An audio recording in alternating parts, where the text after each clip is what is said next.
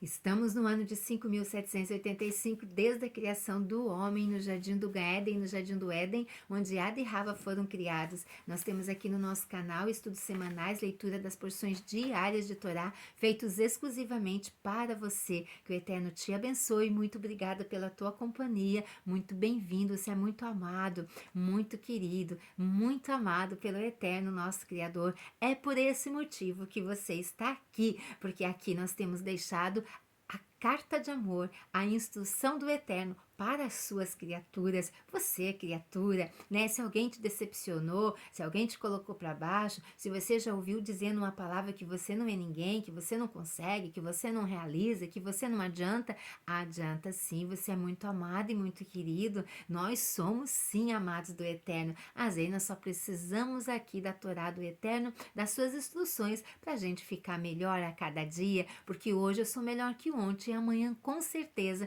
serei melhor que hoje se eu me esforçar para ser. Que o Eterno te abençoe. Muito bem-vindo. Se você está aqui pela primeira vez, fica comigo até o finalzinho, eu te faço esse convite todo especial. Nós estamos numa semana muito abençoada aqui, né? E desde já nós estamos já no segundo dia da nossa semana e ela segue recheada de bênçãos, porque aqui nós temos lido as instruções do Eterno para as nossas vidas. Então fica comigo e lá no final do vídeo, se você gostou, você vai lá, se inscreve no canal, curta, compartilha, comenta, deixa o teu comentário, divulga e compartilha com alguém que você sabe que necessita da palavra do Eterno. Divulgue e seja uma luz brilhando em meio às trevas, porque juntos somos mais fortes e vamos muito mais longe, não é mesmo? Você que é inscrito, muito obrigada pela tua companhia todo dia que você que está aqui comigo, já tem sido essa luz, já tem divulgado, já tem anunciado, tá brilhando aí em meio às trevas, e aí vamos mesmo, vamos fazendo isso até a chegada do Mashiach. Que o Eterno te abençoe.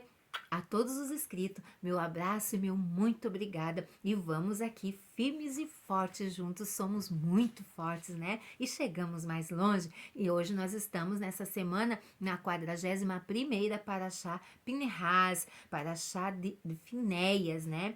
Finéias, filho de Eleazar, o filho de Aharon, sacerdote, desviou a minha ira de sobre os filhos de Israel, pois foi zeloso com o meu zelo no meio deles, de modo que no meu zelo não consumi os filhos de Israel. Então, Pinhas aqui é o protetor da Torá. Hoje nós estamos aqui na segunda porção, na segunda fatia deste bolo gostoso que nós aqui degustamos, no bolo aqui espiritual, alimento espiritual, porque fortalecidos no nosso interior é muito mais fácil de nós vencermos aqui no mundo exterior.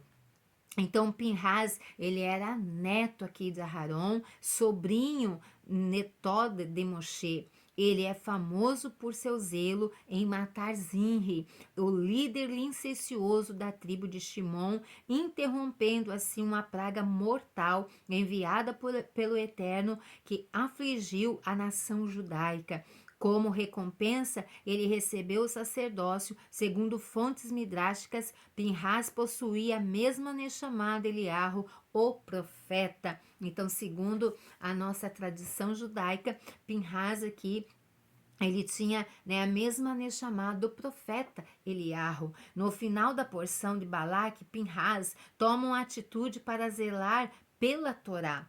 A porção seguinte do livro de Bamidbar, conhecida como Pinhas, recebeu o nome dele. Linhagem de Pinhas. Pinhas era filho de Elazar e neto de Aharon, o sumo sacerdote. O versículo descreve a mãe de Pinhas como sendo uma dentre as filhas de Putiel. O Talmud explica que isso significa que ela era descendente de Yosef, filho de Jacove, e Itró, sogro de Moshe. A história de Pinhas estava entre os israelitas que deixaram o Egito e sobreviveram a longa jornada no deserto para a terra de Israel. No entanto, foi apenas no final deste período de 40 anos, quando os judeus estavam apenas a meses de distância de seu destino, que ele ganhou a sua fama. Os judeus estavam acampados em Sitim, uma área nas planícies de Moabe, nas margens do rio Jordão, seguindo o conselho do perverso profeta Balão. As filhas de Moabe e Midian convenceram os judeus a pecar com elas, levando-os a adorar seu Deus, conhecido como Peor. O comportamento dos judeus despertou a ira divina e eles foram assolados por uma praga que acabaria matando 24.000 judeus da tribo de Shimon. Por instrução de Elohim, Moshe convocou os líderes das nações e disse-lhes para julgar os ofensores e puni-los com a morte, fazendo que a raiva de Elohim diminuísse. A nação se reuniu na entrada do tabernáculo com a intenção de seguir a ordem de Moshe. Contudo, antes que pudessem fazê-lo, Zinri, filho de Salu, um dos líderes da tribo de Shimon, aproximou-se da multidão junto com Cosbi, filha de Zur, um dos 5 reis medianitas. Enquanto todos olhavam, ele entrou em uma tenda e se envolveu descaradamente em relações sexuais com ela.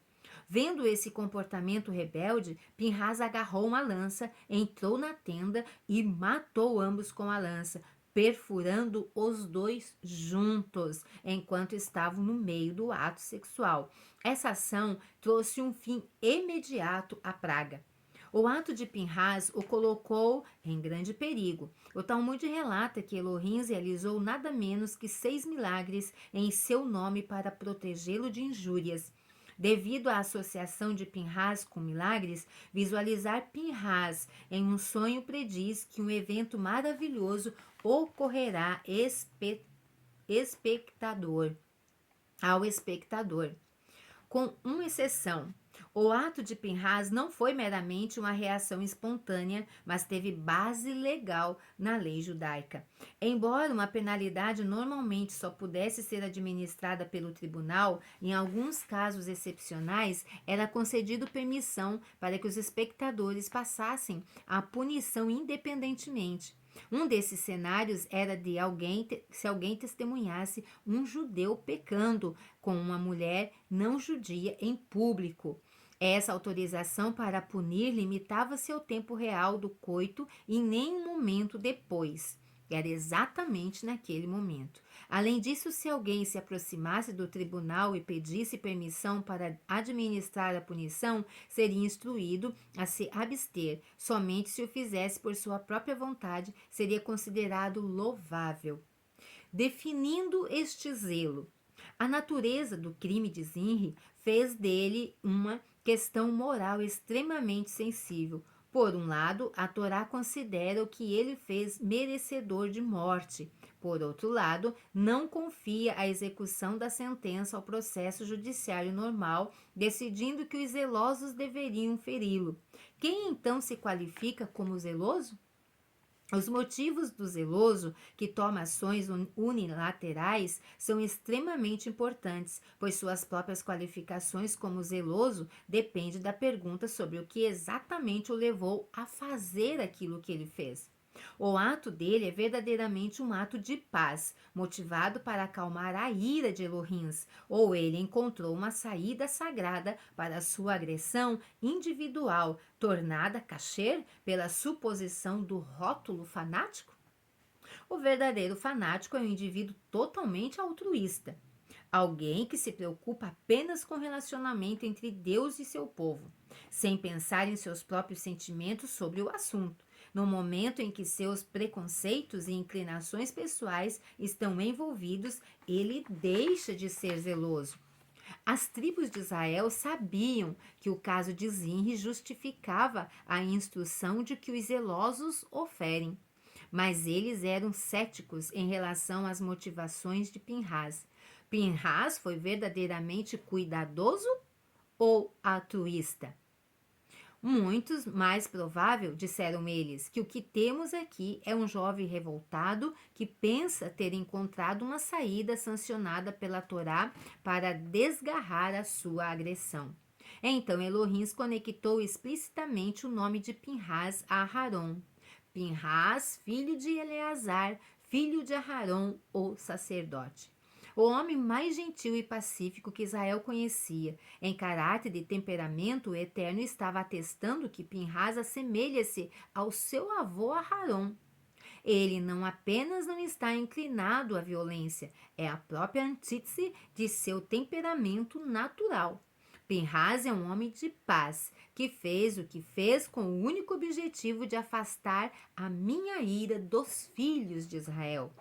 Pinhas recebe o sacerdócio. O Eterno recompensou Pinhas por sua bravura com o sacerdócio eterno. Pinhas, filho de Eleazar, o filho de Aharon, o sacerdote, desviou a minha ira de sobre os filhos de Israel. Aqui eu faço um ponto muito interessante, uma parada. Se Pinhas não estivesse tomado aquela atitude, ali a gente viu que 2 pessoas pereceram. Da tribo de Shimon e o outro aqui que era a Zinri, a filha ali, uma das princesas ali. Né, filho dos príncipes ali. Então nós vemos que, mas aqui se Pinhas não toma essa atitude, muitas pessoas iam morrer por causa desta praga que o Eterno ia derramar a sua ira ali. Antes que o Eterno derramasse a sua ira, Pinhas foi na frente e executou os 2, cessando a ira do Eterno.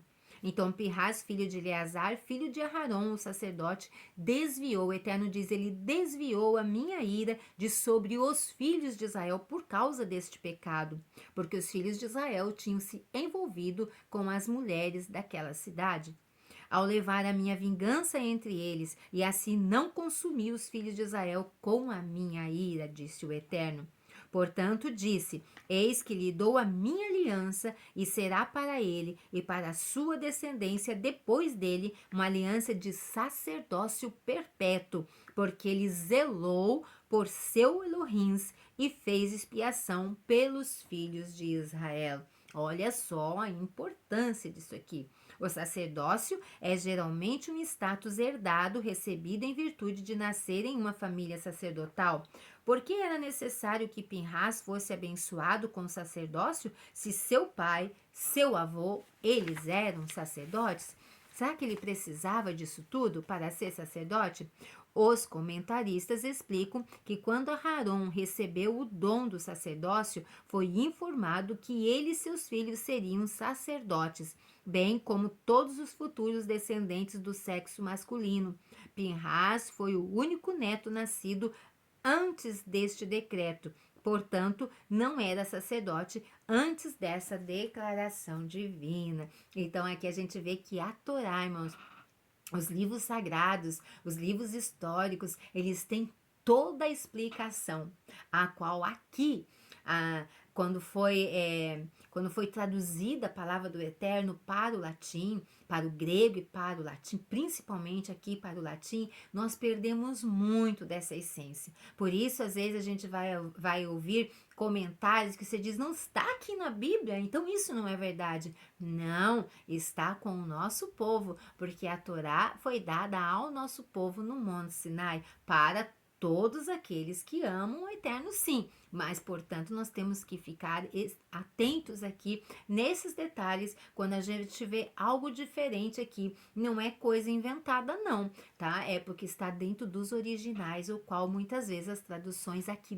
do latim não contém. Só para certificar vocês. Então, eu espero que você tenha gostado aqui. Nós vamos continuar esse assunto aqui de Pinhas amanhã. Então, não perca, né? E fique comigo aqui. Muito obrigada pela tua companhia. E aí, né, se você não é inscrito no canal, se inscreva, curta, compartilha, comenta, ativa o sininho aí para vocês receberem as notificações dos vídeos. Que o Eterno te abençoe e Alehitraot. Até a próxima!